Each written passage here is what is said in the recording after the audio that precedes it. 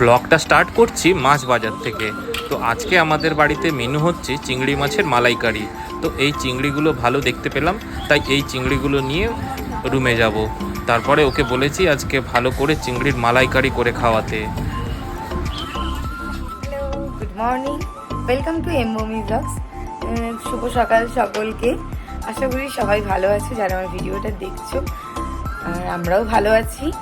এই সকালটা শুরু হয়েছে, চা খাওয়া হলো, তারপর এই ব্লিঙ্কিটে কিছু অর্ডার করলাম অ্যাকচুয়ালি ওই মালাইকারি করার জন্য। এই তো নিয়ে চলে এসেছে যে মালাই দুধটা লাগবে, তো সেটা আমার বাড়িতে ছিল না। আর আমার কাছে ওই নারকেল ভাঙা এইসবের জন্য কিছু নেই, বাইরেও দেখলাম নারকেল পেলাম না। তো ও বাজারে গিয়েছিলো আজকে, মানে টাচুট অনেক দিন পর। হ্যাঁ, তো ওখান থেকে বললো গলদা গলদা বড় চিংড়ি মাছ পেয়েছে। হ্যাঁ, বললো নিয়ে চলে আয়। আর দেখতে বললাম যে যদি নারকেল পাস, তো বললো নারকেল নেই। ঠিক আছে, ব্লিঙ্কিট তো আছেই সবার অপশন।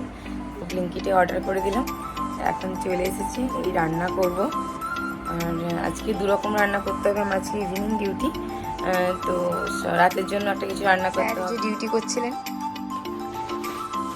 এসেছে সব জিনিসপত্র। ও, এই মালাই দুধটা অর্ডার করা হয়েছে হোমমেড ডাবরে। আচ্ছা, এই জিনিসটা জানি না, এটাতে ঠিক মতো মনে হচ্ছে এটাতে হয়ে যাবে। ও, ওর জন্য আবার ফেস ওয়াশ, পারফিউম আর এই দুটো জিনিস একটু ইয়ে করে ধুয়ে দিতে হবে, তাহলে জিনিসটা ভালো হয়। যদিও কেটেই দিয়েছে মাছগুলো, কিন্তু এই ভেতরে যে এইগুলো না, এখানে যে এই জিনিসগুলো একটু ভালো করে জাস্ট মাছগুলো সব ধুয়ে যতই ওরা কেটে দিক, আমাদেরকে তো একটু দেখতেই হয় ভালো করে। তো ওরা শুধু শুঁড়গুলো কেটে দিয়েছিল, বাকি সমস্ত কিছু রেস্ট অফ থিংস সব ছিল। তো সেগুলো ভালো করে ক্লিন করলাম। দেন এতগুলো মাছ নিয়ে এসেছি, আমাকে বললো যে বড় বড় চিংড়ি মাছ আছে। হ্যাঁ, তাহলে নিন। হ্যাঁ, এগুলোও বড়, বাট আমি এক্সপেক্ট করেছিলাম গলদা বাগদা এরকম কিছু একটা বড় বড় হবে হয়তো। হ্যাঁ, তো আমি ওকে বলেছিলাম তাহলে বড় বড় 4 পিস 6 পিস দেখে নিয়ে আসি। হ্যাঁ, দিয়ে তা এখনও নিয়েছে 500 মাছ, মানে ডেলি 25-30টা পিস হবে। আমি বলি এতগুলো খাবি তুই কখন? হ্যাঁ, মানে আমরা তো আবার বাবার বাড়িও যাবো ওই জামাষষ্ঠী উপলক্ষে, তাহলে আর এই মাছগুলো কতদিন রেখে খাবো বলো তো? আর একদিন এইগুলো তো রাতের বেলা দিয়ে খাওয়ারও কিছু নেই, তো যথারীতি মানে কী হবে নষ্ট জানি না। ও তো বলছে যে আমি একবারই 15খানা খেয়ে নেব, দেখি কী হয়। চলো।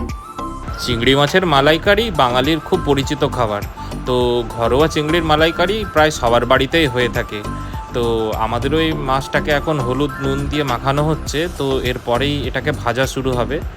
তো তোমরা আস্তে আস্তে দেখে নাও কীভাবে চিংড়ির মালাইকারিটা তৈরি হয়। যারা এখনও আমাদেরকে সাবস্ক্রাইব করোনি, তো তারা ভিডিওটা ভালো লাগলে নিশ্চয়ই সাবস্ক্রাইব করো, লাইক করো, কমেন্ট করো, এবং কোথায় কোথায় আমাদের ইমপ্রুভ করতে হবে সেগুলো একটু জানিও আমাদেরকে।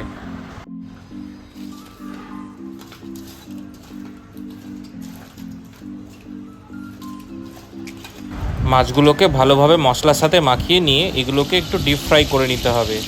অবশ্যই এটাতে সরষের তেল ব্যবহার করা ভালো, তাহলে টেস্টটা আরও বেশি হয় চিংড়ি মাছের মালাইকারিতে। তো এই যে ভাজার প্রসেস চলছে, এগুলোকে একটু ডিপ ফ্রাই করে নিতে হবে। এরপরে একটা মশলা করে সেই মশলাটাকে ভালোভাবে কষে তারপরে ওই মশলার মধ্যে মালাই মানে যে দুধটা নারকেলের ওইটা দিয়ে দিতে হবে। চিংড়ি মাছের মালাইকারির জন্য যে প্রধান উপাদানটি লাগে সেটা হচ্ছে মালাই বা নারকেলের দুধ, যেটাকে কোকোনাট মিল্কও বলা হয়ে থাকে। তো এইটা ছাড়া মালাইকারি অসম্পূর্ণ। তো দেখে নাও এটা দেওয়ার পরে কীরকম টেক্সচারটি আসছে। দেখো হয়েছে তো রেস্টুরেন্ট স্টাইলের মতো কালারটা। হ্যাঁ, চিংড়ি মাছগুলো আমাদের এখানে একটু ছোট ছোট, বাট বড় চিংড়ি হলে এর টেস্ট আরও বেশি হয়। তো এগুলো গলদা চিংড়ি বাট ছোট সাইজের।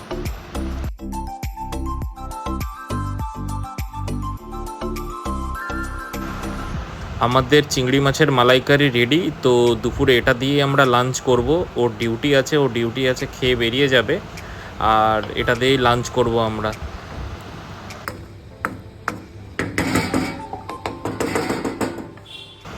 আমরা দুজনেই খুবই ফুডি, তাই জন্য ওই দেখো একটু গন্ধ নিয়ে নিচ্ছে জাস্ট নাকে। 1,000 years later. দুপুরবেলা অফিসটা সেরে এই লিচু নিয়ে বসে পড়লাম, একটু লিচু খাচ্ছি। রাতের বেলার মেনু হচ্ছে চিকেন ভাপা, আর কালকের জন্য করে রাখা হচ্ছে চিংড়ি আলুর তরকারি। তো এই দেখো চিকেন ভাপার ম্যারিনেশন কমপ্লিট, চিংড়ি মাছগুলো ভাজা আছে। দেখে নাও এই যে ভাপা প্রসেস চলছে। যখন ও ডিউটি থেকে ফেরে জাস্ট দেখে নাও তোমরা ট্রাফিক জ্যামটা, আর পাশেও কীরকম ভিড় হয় সেটাও একটু দেখে নাও। পাশে সবাই হেডফোন নিয়ে ব্যস্ত। ওই দেখো ও পৌঁছে গেছে বাস স্ট্যান্ডে। দেখো চিকেন ভাপাটা কীরকম বেশ ইয়ামি দেখতে হয়েছে। এই যে রুটির সাথে খাচ্ছি, জানি ভাতের সাথে খেলে ভালো হতো। ব্লগটা এখানেই শেষ করলাম। লাইক করে দিও, কমেন্ট করে দিও, শেয়ার করে দিও, সাবস্ক্রাইব করে দিও।